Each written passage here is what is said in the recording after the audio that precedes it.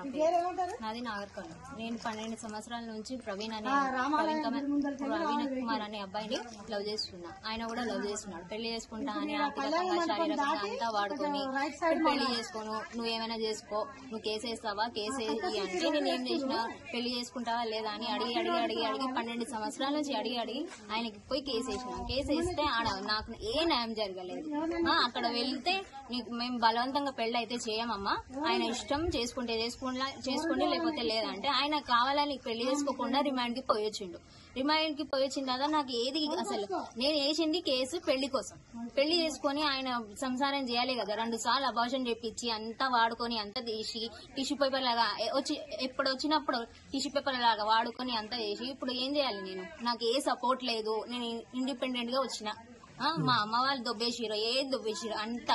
నాకు ఆర్థికంగా లేదు, ఏది రకంగా లేదు. నాకైతే పెళ్లి కావాలి, ఆయనకు నాకైతే నాకు